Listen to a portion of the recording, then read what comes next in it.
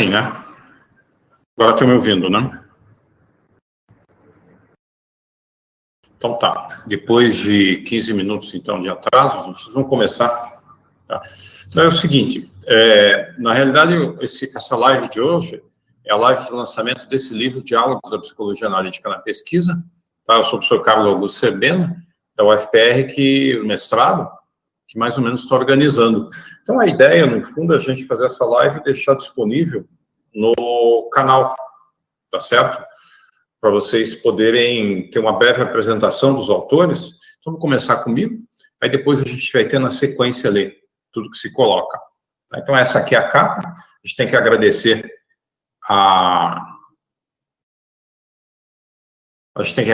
então, ao todo o trabalho da editora do UFPR, tá? O Alan, que fez uma excelente revisão, a coordenação editorial, o projeto gráfico, que ajudou a gente. Atrapalhou um pouco o Covid, era para ser lançado aí, ano passado, tá certo? Em julho, mas aí toda essa confusão aí fez a gente atrasar um pouco.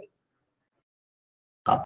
Então, esse aqui é o sumário do livro, que é mais ou menos o que a gente vai ter de palestras nessa quinta, de manhã e nessa sexta. Tá? É interessante, então, que a gente vai ter são vários trabalhos, de certa forma, mestrado em Psicologia Analítica, que trabalham com algumas temáticas. Tá? Então, a gente tem ali, eu vou começar com o meu 1, tá? Interdisciplinariedade, depois a gente vai na sequência. Tá? Então, vocês podem mandar perguntas, gente, pelo bate-papo e tudo, tá? Que a gente vai se colocando. Eu vou, então, só rapidamente abrir a discussão, porque a grande questão que está por trás disso daqui é a presença da psicologia analítica na academia, tá certo?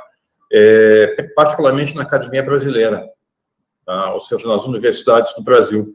Então, a gente fez uma pequena pesquisa com a Natália Farias Baleroni, que ela fez uma pesquisa sobre minha orientação. Atualmente, ela está, acho que, fazendo mestrado na UFMG. Tá? Então, a gente mapeou a produção acadêmica em psicologia analítica, tá certo? No período até 2008, rapidamente.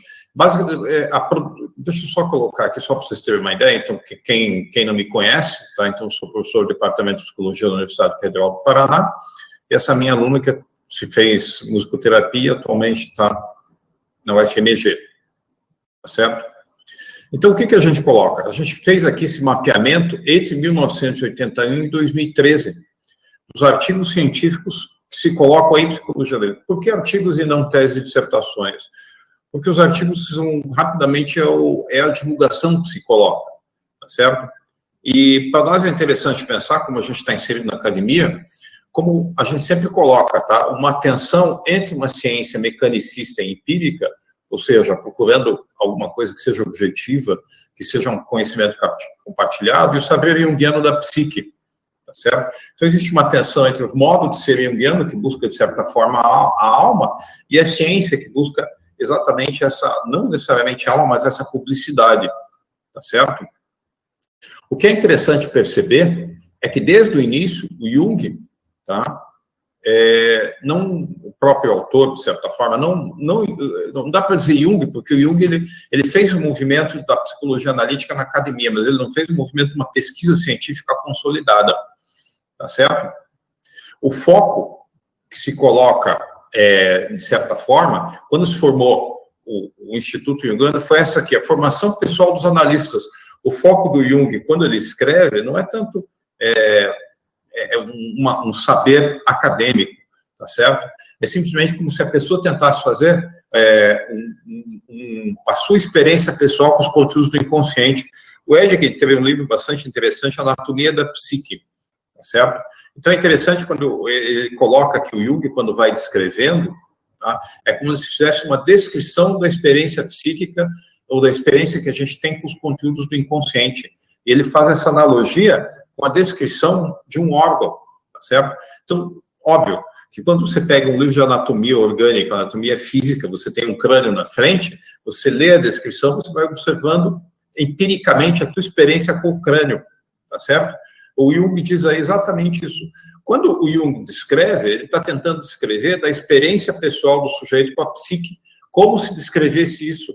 Então, esse crânio psíquico, esse material que se coloca da base da psicologia analítica é a própria experiência psíquica, o que já é um pouco diferente quando se trabalha com a ciência tradicional, que daí é uma representação sobre isso. Por isso que se coloca, tá certo? Aí a gente tem uma ideia que o conceito de ciência anteriormente não é mais que o conceito atual, quando eles colocam o desdobramento do saber, o conceito de ciência vai se modificando. Então, o pensamento do Jung vai se introduzindo também na academia, nas universidades. A gente pode colocar aqui, então, no Brasil, ele está presente nos cursos de graduação. A gente tem que abrir um parênteses, tá? Entre 2013 e 2021, a gente tem um gap aí, que mostra exatamente uma evolução e um aumento da inserção do pensamento junguiano dentro da academia. Mas ele como é que eu posso dizer? Ele continua pequeno houve uma expansão da pós-graduação, houve uma expansão e o pensamento junguiano também se expandiu, mas ele não se coloca ainda, por exemplo, com essa inserção tão forte, tão robusta quanto a psicanálise. E, de qualquer forma, o interessante desse artigo é que ele permite algum balizamento do que se coloca da inserção da psicologia analítica, tá certo? E tá, só para se colocar em termos históricos, tá? É interessante perceber essa divisão. Quando Jung e Freud se encontraram, Jung tinha uma posição acadêmica e Freud era marginal, tá certo? A posição acadêmica do Jung era reconhecida, inclusive, com uma produção científica, que era o teste de associação de palavras, tá? Com o desenvolvimento da abordagem junguiana, ou com a própria história da psicodinâmica, da psicanálise e da psicologia analítica gradualmente vai se afastando da academia e a psicanálise vai se inserindo nesse pensamento acadêmico.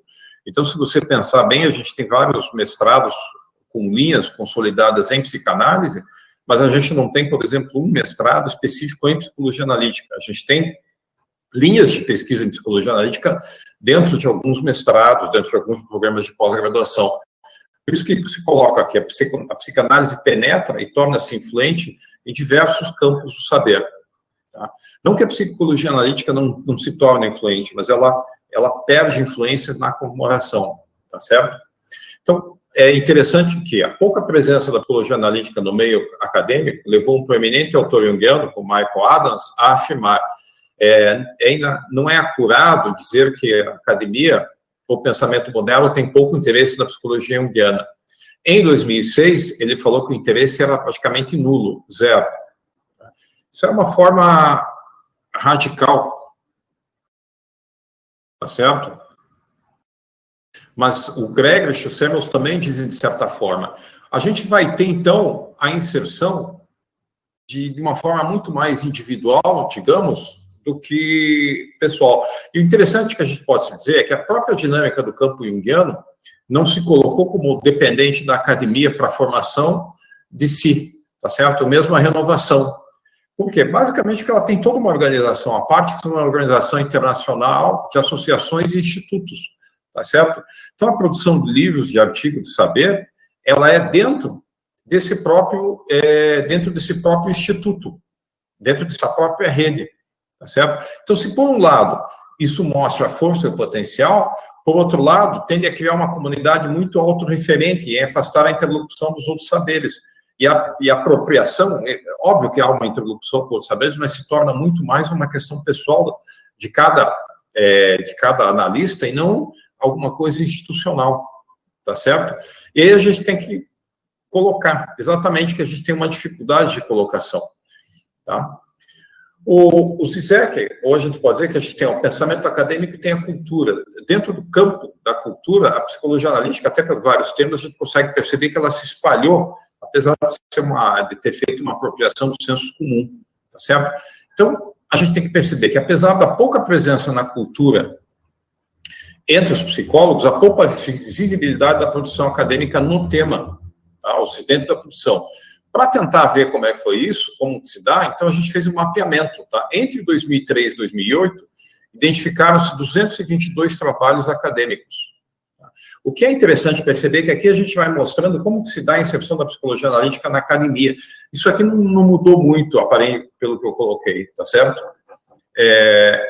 Aqui, na realidade, são duas coisas. Eu fiz um trabalho inicial, em 2008, depois a gente fez outro. Mas o que a gente se coloca? Daqueles trabalhos que utilizam o Jung dentro da academia, dentro dos programas de mestrado e doutorado, tá? Aproximadamente 33%, um terço, é dentro da própria psicologia. Um quinto, que é aproximadamente 21%, é em torno de letras e artes. 12% é teologia e religião, tá certo? 11% dá mais ou menos 10% em educação. E o restante, menos de 5%, daí são em outras áreas, como comunicação, administração, ciências da saúde, direito e filosofia. O que isso mostra, então? Tá? Nessa pesquisa, a maioria deles, 64%, foi rotulada como cultural. Cultural em que sentido? Porque faz uma reflexão teórica, analisa temas, objetos, que eu chamei de culturais, tá? Como filme, literatura, mitos, a própria questão da sociedade, personagens em quadrinhos, músicas, tá? E utiliza a psicologia analítica. Apenas cerca de um quinto deles, isso que é interessante, em torno de 18%, pode ser dito como empírico. O que significa isso, gente? Esse cultural aqui é teórico, tá certo? É uma reflexão teórica. Esse um quinto é empírico no sentido que faz ou uma coleta de dados, no sentido de alguma produção artística, de um método terapêutico, de um estudo de caso, por entrevistas, a aplicação, certo? E uma pequena parte também, que é 14%, 39%, a gente pode dizer que é uma reflexão sobre a própria teoria junguiana. Tá? Então, o que a gente tem aqui? A gente tem que a maior parte, a aplicação do campo da teoria junguiana para analisar alguma coisa que está presente na cultura, uma pequena parte, um 5% faz alguma coisa empírica da aplicação da psicologia analítica com a teoria, que é a teoria não, com um estudo de caso, um trabalho mesmo analítico, tá certo? E apenas uma pequena parte faz uma própria reflexão sobre a própria psicologia analítica, tá certo? E isso que é interessante, nesses trabalhos, a grande maioria deles, gente, tem a psicologia analítica como elemento principal, e 17% utiliza uma outra teoria, e a teoria analítica, a psicologia analítica de suporte, tá certo? Por que isso? Porque a gente vai perceber, então, que a psicologia analítica, ela sempre, de certa forma, está dialogando com outros autores. Nas produções e nas escritas acadêmicas da psicologia analítica, ou seja, os artigos que a gente analisou, tem algumas características, tá certo? Utilizam principalmente metodologias qualitativas, especialmente o estudo de caso e as entrevistas, tá certo? Elas tendem a aplicar, quando empírica, os conceitos junguianos a diversos contextos, tá certo? Não só o contexto da clínica pessoal, face a face, da díade, tá? Eles apelam para diversos conceitos, como prática docente, análise de filmes e livros e as próprias questões que vão surgindo. Isso que é interessante, gente. Tendem a realizar um diálogo com outros autores e áreas do saber, neurociências, fenomenologia, ciências sociais, que a própria característica da academia, quando a pessoa entra, que é exatamente isso daí, é sair dessa aplicação mais clínica, que os institutos tendem a fazer, que são institutos de formação, tá certo? Tendem a fazer esse diálogo com os saberes. Então, eles tendem a realizar um diálogo com outros áreas, e nesse sentido, gente, eles contribuem para o campo junguiano. Tem que marcar claramente que se no início do século, quando Jung constituiu a psicologia analítica, o campo junguiano era basicamente os institutos, de alguma forma, apesar de não ter tanta penetração da psicanálise de outras correntes, de certa forma, de outras abordagens, a gente constitui um grande campo, e no Brasil, particularmente, esse campo também é bastante rico. E esse campo junguiano se constitui, obviamente, dos institutos de formação, dos psicólogos de orientação junguiana, dos diversas clínicas e grupos de estudo que as pessoas fazem, da produção de diversos livros pensadores, dos professores que são inseridos nas graduações em psicologia junguiana, tá certo? Das diversas especializações em clínica e psicologia junguiana e propriamente dito nos professores, nos pesquisadores. Então, a gente tem que estão no mestrado, então a gente tem um grande campo aí que se coloca, tanto do instituto, quanto da formação em instituições de ensino superior, tanto nas especializações quanto no mestrado, doutorado, e esse campo que eu poderia dizer dessa formação não institucionalizada, no sentido que não ligado ao MEC nem aos institutos. E o que é interessante, então, que essa produção acadêmica se coloca? Coloca a aplicação também da psicologia junguiana em novos contextos. Nesse sentido, ela facilita a renovação e desenvolvimento teórico, pelo confronto da teoria, da produção acadêmica com outras teorias e com aplicação em outros contextos que não a psicoterapia tradicional, que é face a face. Certo? E aí a gente pode dizer algumas coisas do que seria da psicologia analítica, tensões e possibilidades. Existe toda uma discussão de como se coloca a psicologia analítica dentro da academia, gente, que faz uma discussão interessante, é o Adams e o David Tasey, tá? Eles têm um livro que eles colocam uma característica muito clara. A gente lida, de certa forma, na psicologia analítica com o luminoso, com o simbólico, com uma experiência pessoal, tá? E isso, o luminoso, ele exige um envolvimento afetivo muito grande do sujeito nesse processo. E o que acontece? A academia, nesse sentido, o pensamento científico, ele tem problemas em lidar com o luminoso, porque o luminoso, de certa forma, desloca o sujeito desse polo, tá certo? Lembrando que a ciência, ela surge exatamente em confronto com a religião, de certa forma. Então, como lidar com o luminoso, tanto no sentido docente, que é um sentido coletivo, quanto com esse sentido mais de produção do saber, tá certo? Isso, gente, é essa tensão, muitas vezes, que se coloca entre uma ciência, tá, e, obviamente, a alma. Obviamente que a gente tenta fazer uma espécie de ciência da alma, mas a ciência é muito mais na noção do saber, tá certo? Do que nessa noção do que a gente está acostumado a fazer. Então, se coloca assim, existe um certo distanciamento entre a academia e o pensamento junguiano, tá?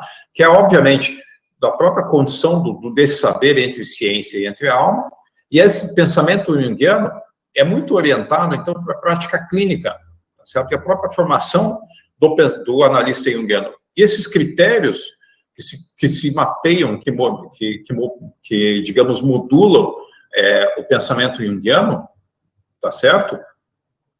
Eles se relacionam à eficácia ou seja, a capacidade de mobilização e desenvolvimento da teoria com o próprio sujeito, em si próprio como terapeuta e no atendimento de seus clientes, tá certo? E, obviamente, a sua aceitação nesse campo junguiano, que se coloca os seus pares, como analistas junguianos, ou aqueles que se colocam, e, obviamente, as pessoas a quem ele atende. Tá? E essa ideia, então, gente, que a gente tem que o trabalho do analista junguiano, por definição, como modelo, tá? É um trabalho individual e solitário. A ideia é aquela ideia do arquétipo do alquimista isolado, no seu laboratório, fazendo uma transformação tanto da matéria quanto a si próprio, quanto da realidade. A ciência, ela exige uma publicidade. Tá? Então, por mais que você tenha a sua própria transformação, você tem que publicizar isso daí. Então, fica uma tensão entre esse individual e entre esse coletivo.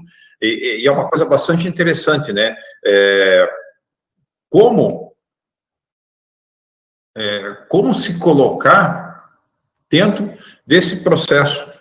Porque, por exemplo, quando você desenvolve uma dissertação de pesquisa, a gente diz que o indivíduo só vai até onde ele consegue ir pessoalmente. Então, muitas vezes, a teoria faz o indivíduo avançar em termos teóricos, mas isso não é, muitas vezes, acompanhado do seu próprio envolvimento pessoal, da sua própria dinâmica, tá certo? Tá? Então, isso dá essa tensão interna, isso que se coloca. Então, na realidade, o que a gente coloca é que... Só que aí tem uma grande vantagem, né, gente, essa publicização, que é exatamente o caráter da academia, tá? Ele mostra exatamente a necessidade da gente criar um confronto com o diferente, tá? Que muitas vezes acaba faltando um pouco em determinadas publicações em psicologia analítica, dentro do campo fora da academia, que se tornam muito autorreferentes. O que a gente conseguiu perceber, de certa forma, nesse trabalho, tá? E que é uma própria característica da psicologia analítica, tá? É o caráter interdisciplinar da produção acadêmica junguiana no Brasil, que o próprio livro reflete, tá certo? E esse caráter interdisciplinar se dá especialmente com a literatura, com a comunicação e com a religião. E essa interdisciplinariedade é exatamente a questão da riqueza e da complexidade do pensamento junguiano, que vai refletir a riqueza e a complexidade do pensamento do Jung e da própria formação da psique, o que é psique, né? Que ela não vai conseguir deixar a alma ou a psique em quadradinhos. Isso é um pequeno problema com o pensamento contemporâneo, ou com a forma como ela é colocada, que é a tendência em disciplinas estanques, até pelo próprio desenvolvimento, tá certo? Isso a gente vê também, de certa forma, no próprio pensamento junguiano. Então, essa complexidade da psique remete exatamente aos principais desafios do pensamento contemporâneo, que se coloca exatamente fazer essa interdisciplinariedade, porque as questões atuais, elas envolvem exatamente esse cruzamento entre diversas disciplinas. Tá? Então, ali é que se canta exatamente o que eu diria, que é a possibilidade de diálogo da psicologia analítica na academia, é exatamente essa possibilidade de diálogo, tá? Com outros saberes que vai enriquecer o campo junguiano e que vai enriquecer tanto a academia, tá certo? E esse saber que a gente se coloca, essa interdisciplinariedade da psicologia analítica, que vai, de certa forma, facilitar e enriquecer tanto o pensamento quanto a própria psicologia. Tá? Então, gente, eu queria só fazer essa breve apresentação, porque eu queria exatamente se colocar as discussões. Eu estou olhando aqui um pouco a ideia do bate-papo público, tá certo? E o Silvio aqui colocou um link, tá? E acho que é esse link que está sendo colocado. Pessoal, eu estou aberto agora, então, às apresentações aqui.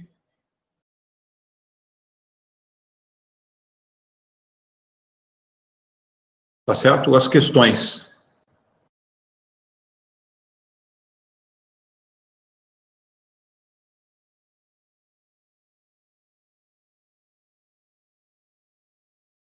A gente está testando a live pelo RNP. Gente, vocês podem, inclusive, se quiserem, fazer perguntas.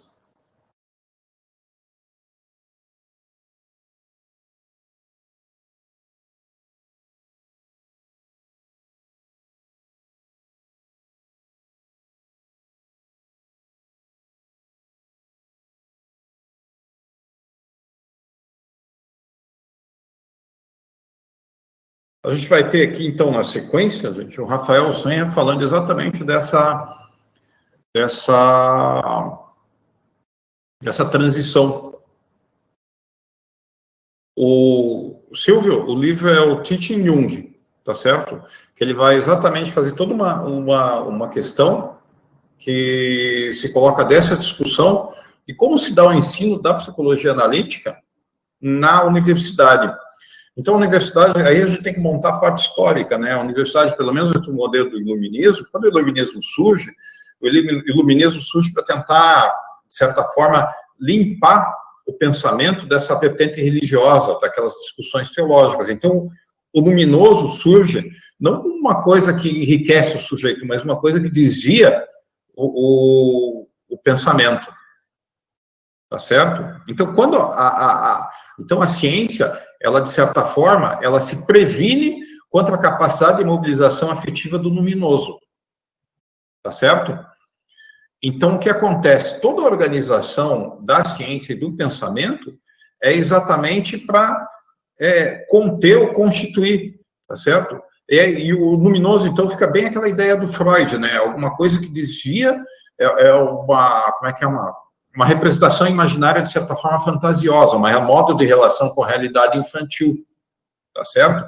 Então, quando Jung, não só Jung, mas todo o movimento do romantismo resgata o luminoso, ele resgata o luminoso no sentido da própria transformação do sujeito.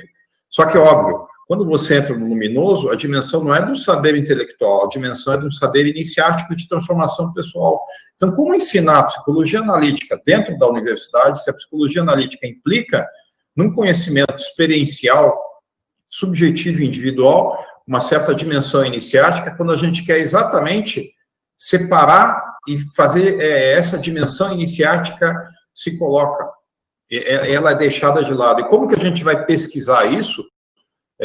Entrando em contato, sem fazer essa dimensão iniciática. Caroline, quais seriam as revistas e publicações específicas da psicologia analítica no Brasil? A gente tem que dividir uma coisa muito clara, o que são publicações dentro do campo da psicologia analítica e o que são publicações acadêmicas, Tá? Duas questões que a gente pode colocar. As publicações no campo da psicologia analítica, a gente começa com as revistas, a Jungiana, a revista, acho que, da psicologia analítica, a Hermes, tem várias revistas em psicologia analítica, só que o grande problema é que elas ficaram muito mais ligadas ao próprio campo junguiano, ou seja, aos institutos e à comunidade junguiana, e elas, com o tempo, elas se desmembraram da academia, do sentido da habilidade acadêmica. Então, por exemplo, os critérios de qualidade delas, que seriam quales e algumas coisas, eles têm nível baixo, estão fazendo agora um movimento de retorno, tá certo? Mas não quer dizer que a publicação ou a acadêmica não seja de qualidade. Eles têm qualidade, só que os critérios são outros. Tá? Então, eles se dirigem mais ao próprio campo. Tá? Então, o que acontece? Eu vou falar eu como professor, pesquisador. Quando a gente publica, por exemplo, na Jungiana, ela impacta muito pouco na carreira acadêmica, porque o qualis dela é baixo. É muito preferível publicar numa outra revista, que tem um qualis mais alto, do que publicar, do ponto de vista da academia, do que publicar na Jungiana. Por que isso, gente? Porque são critérios distintos, tá certo? Aí as pessoas dizem, por exemplo, que muitas vezes as revistas acadêmicas, elas não são abertas ao pensamento junguiano. Não é que elas não são abertas, é que as linguagens são diferentes. E, consequentemente, as linguagens diferentes, os critérios são diferentes. Então, eu já cheguei a publicar o nível, como é que eu posso dizer? O critério de qualidade maior do campo acadêmico é o qualis, então seria A1, tá certo? Então, eventualmente, a gente publica sem grandes problemas artigos junguianos, especificamente junguianos, em revistas A1, tá certo? Por quê? Só que elas têm que seguir o modo e a qualidade junguiana, tá certo? Então, não tem problema se colocar. Aí, outra coisa, livros específicos, tem vários livros que estão sendo lançados, tanto de tradução quanto da própria produção acadêmica, dos autores junguianos, dos analistas e dos psicólogos junguianos. Só que a mesma questão se coloca. A editora acadêmica, ela tende a produzir o que se dá na academia. Como a psicologia junguiana não tem uma presença tão forte agora, que está começando a ter, não há um reflexo muito grande nisso. Tá certo? Então, exatamente, o trabalho é para tentar ver quais são as medidas, quando que se coloca essa aproximação, tá certo? E, aparentemente, o que o trabalho indica é que essa aproximação se dá principalmente pela aplicação do pensamento junguiano em diversos contextos, que não a clínica, tá certo? E, obviamente, pelo diálogo com outras disciplinas, tá certo? Então, a gente vai ver claramente isso, por exemplo, na sequência, agora, que o Rafael vai falar sobre a aplicação da ânima, tá certo? Que nem ele vê, aparições da ânima, algumas faces de rio da furacão, tá certo? Que daí a gente vai ver, por exemplo, aí vocês vão falar com o Rafael, tá certo? Que ele vai colocar, mas a gente tem uma série de sequências, porque isso é ruim? Não, gente, isso não é ruim.